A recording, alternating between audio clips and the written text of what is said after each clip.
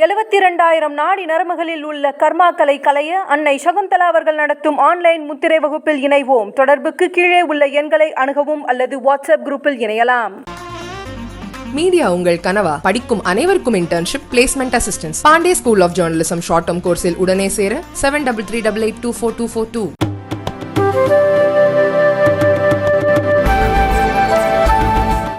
அது கடப்பாரி எடுத்து அவரே குத்திக்கினார். நம்ம ஒன்றும் பண்ண முடியாது. அதுக்கெல்லாம் தண்டனை கிடைச்சாதான் அவருக்கு திருந்த வாய்ப்பு உண்டு. அண்ணாமலை திருந்தினா என்ன, திருந்தாட்டா எனக்கு என்ன? தமிழ்நாட்டு பிஜேபியே அவர் மொத்தமாக 40க்கு 0 கொண்டு வந்து நிறுத்திட்டாரு. அதில் 13 இடம் வந்து டெபாசிட் வேறு போயிடுச்சு. நான் 2வது இடத்துல இருக்கிறேன், 3வது இடத்துல இருக்கேங்கிறதுனால பாராளுமன்றத்தில் நீ தரையில் உட்காந்துக்க, இன்னும் கொஞ்சம் படியில் உட்காந்துக்கன்னு சொல்ல மாட்டாங்க. ஒரு ஓட்டில் தோற்றாலும் தோல்வி தான். முக்கிய காரணம், ஒரு அடிப்படை தேர்தல் என்பது அது வந்து ஒரு கூட்டணி, மேத்தமெட்டிக்ஸ். அந்த கூட்டணியை கலையாமல், உடையாமல், சிதறாமல் ஸ்டாலின் அவர்கள் பார்த்து கொண்டார். அரசனுடைய சாதனைகள் அது எல்லாமே சேர்ந்து என்னாச்சு, வந்து அப்படியே இந்த ஓட்டுக்கள் கிடைச்சி ஃபுல் ஸ்வீப்பில் வந்தாங்க. பாண்டிச்சேரி உட்பட 40க்கும் 40 என்பது ஒன்று. இன்னைக்கு என்டிஏ கூட்டணி வந்திருக்கு. இந்தியா கூட்டணிக்கு இன்னைக்கு ஒரு பெரிய கௌரவம் வந்து ஈக்குவலான ஒரு இடத்துக்கு வந்ததுன்னா அதுக்கு முக்கிய காரணம் வந்து திமுகவினுடைய உழைப்பு, ஸ்டாலின் அவர்களுடைய உழைப்பு, அந்த பிளானிங் தான் இதை கொண்டு வந்து இவ்வளவு தூரம் கொண்டு வந்திருக்கிறது. ஆனால் நான் அப்பவே சொன்னேன், தமிழ்நாடு பிஜேபி அண்ணாமலை தலைமையில் ஒரு 0 தான் அப்படின்னு. அந்த 0 நிரூபணமாகிருக்கு.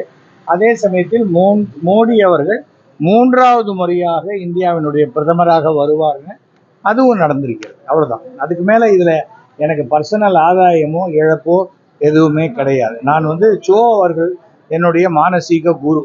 ஒரு 6 குதிரை ஓடுதுன்னா எந்த குதிரை ஜெயிக்கும், எந்த குதிரை நொண்டி அடித்து விழும் அப்படிங்கிறத நம்ம பார்க்குறோம். இந்த தமிழ்நாடு பிஜேபிங்கிற குதிரை அப்போவே குப்பை கவுந்துருச்சு. என்றைக்கு தமிழ்நாடு பிஜேபி அதிமுக கூட்டணியை முறித்து கொண்டதோ அண்ணாமலையினுடைய ஒரு ஐடியாவினால, அன்னைக்கே அதனுடைய எதிர்காலம் தெரிஞ்சு போச்சு. என்னங்க இது, ஒரு பையன் பாஸ் ஆனா இல்லைங்க 37 மார்க் வாங்கி ஃபெயில் ஆனாங்கிறது பெருமையா? அசிங்கமா இல்லை இது?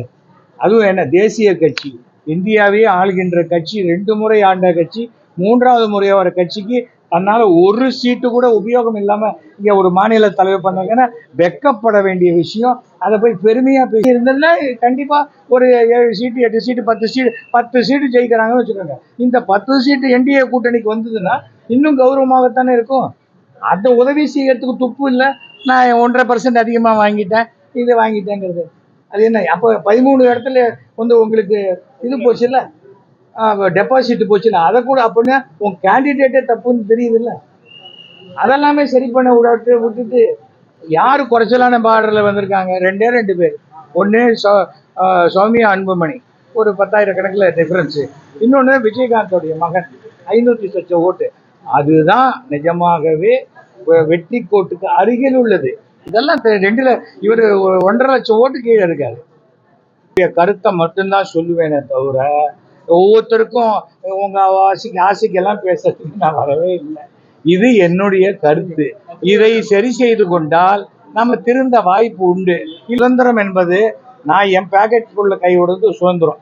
எல்லாரும் பேக்கெட்டுக்குள்ளேயும் கை விட்டு இந்த சுதந்திரம் கூட கிடையாதுன்னா பளிச்சுன்னு 4 இடத்துல அடி விழத்தான் செய்யும். அது யாராக இருந்தாலும், பத்திரிகையாளராக இல்லை, எந்த இடத்தையுமே எல்லா சுதந்திரத்துக்கும் ஒரு கோடு இருக்கு. அந்த கோட்டை தாண்டும் போது அதுக்கு உண்டான விளைவுகள் யாராக இருந்தாலும் அது வரத்தான் செய்யும். அண்ணாமலைக்கு என்ன சண்டை? ஒரு சண்டை கிடையாது. வாக்கிய வரப்பு தகராறு. அவர் என் பையன் வயசு. அவருக்கு நான் சண்டை போட்டு என்ன பண்ண போறேன்? நான் வந்து பிஜேபி தலைவராக வரணும்னு ஆசைப்படுறேன். நான் வந்து பிஜேபியில் சேர்ந்த போது 10 வருஷத்துக்கு முன்னாடி மோடி அவர்கிட்ட இனிமே நான் எந்த தேர்தலையும் நிற்க மாட்டேன்னு சொல்லிட்டு வந்து சேர்ந்தவன். அப்படி இருக்கும்போது என்னால் எந்த பாதிப்பு வரப்போறது கட்சிக்கு? அப்போ என்னை கூப்பிட்டு ஒரு பிரச்சாரத்துக்கு போனால் 10 ஓட்டு 15 ஓட்டாக மாறுறதுக்கு வாய்ப்பு இருக்குல்ல.